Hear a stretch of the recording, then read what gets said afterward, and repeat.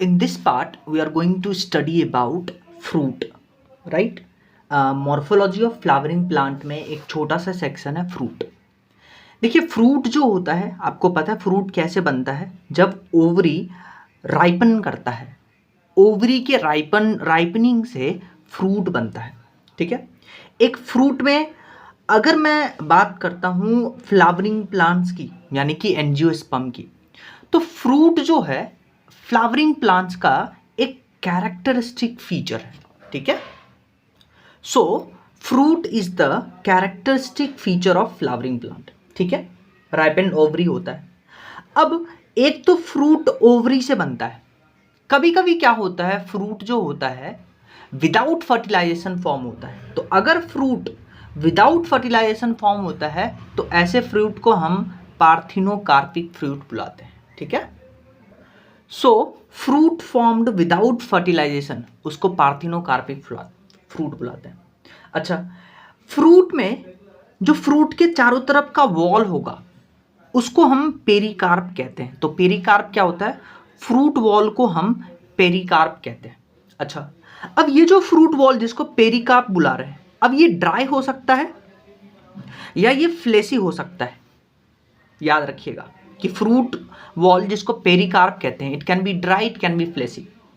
अब ध्यान से सुनिए, अगर ये जो पेरिकार्प यानी कि फ्रूट वॉल थिक है और फ्लेसी है, ये दो कंडीशन, तब जो है पेरिकार्प यानी कि फ्रूट वॉल ये डिफरेंशिएटेड होता है आउटर एपिकार्प में, मिडल मीजोकार्प में और इनर एंडोकार्प में। ये पॉइंट याद रखिएगा। अच्छा, ये जो डिफरेंशिएशन है पेरिकार्प का, ये देखने को मिलता है मैंगो में। मैंगो में जो पेरिकार्प होता है वो थिक होता है और फ्लेसी होता है, इसीलिए मैंगो में पेरिकार्प का डिफरेंशिएशन होता है आउटर में एपिकार्प। और ये जो एपिकार्प होता है मैंगो में, ये थिन होता है, थिन आउटर एपिकार्प में, और जो मिडल है मीजोकार्प मैंगो में, ये एडिबल होता है। सो मैंगो में जब आप मैंगो खाते हैं तो एक्चुअली क्या खाते हैं? जो फ्रूट वॉल है, जो फ्रूट वॉल है जिसको पेरिकार्प कहते हैं, उसका जो मिडल पोर्शन है मीजोकार्प, उसको आप खाते हैं। तो मैंगो में ये एडिबल होता है। ठीक है, और एंडोकार्प जो है स्टोनी हार्ड होता है मैंगो में। जो आम का गुठली है वो एक्चुअली में एंडोकार्प है। तो ठीक है, तो मैंगो में ये डिफरेंशिएशन देखने को मिलता है। अगर हम कोकोनट की बात करते हैं तो कोकोनट में जो मीजोकार्प होता है वो फाइबरस होता है। याद रखिएगा, इन कोकोनट मीजोकार्प इज फाइबरस। ठीक है, अच्छा, एनसीईआरटी में एक फ्रूट के बारे में डिस्कशन दिया है, वो है ड्रूप फ्रूट। सबसे पहला पॉइंट याद रखिएगा कि ड्रूप फ्रूट का डेवलपमेंट कैसे होता है। तो ड्रूप फ्रूट क्या होता है? ये डेवलप करता है मोनोकार्पलरी सुपीरियर ओवरी से। ये पहला पॉइंट याद रखिएगा। मोनोकार्पलरी का मतलब ऐसा फ्लावर जिसमें एक सिंगल कार्पल है। आपको पता है कार्पल क्या होता है? फीमेल रिप्रोडक्टिव ऑर्गन, जिसमें ओवरी, स्टिग्मा और स्टाइल प्रेजेंट होते हैं। तो ड्रूप फ्रूट ऐसा फ्रूट है जो मोनोकार्पलरी सुपीरियर ओवरी से डेवलप किया है।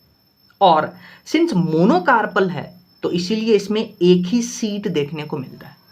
एग्जाम्पल याद रखिएगा, जो मैंगो और कोकोनट, ये दोनों जो एनसीईआरटी में एग्जाम्पल गिवन है, ये ड्रूप फ्रूट का एग्जाम्पल है। जैसे मैं आपको डायग्राम दिखाता हूँ, ये देखिए मैंगो, ये कोकोनट।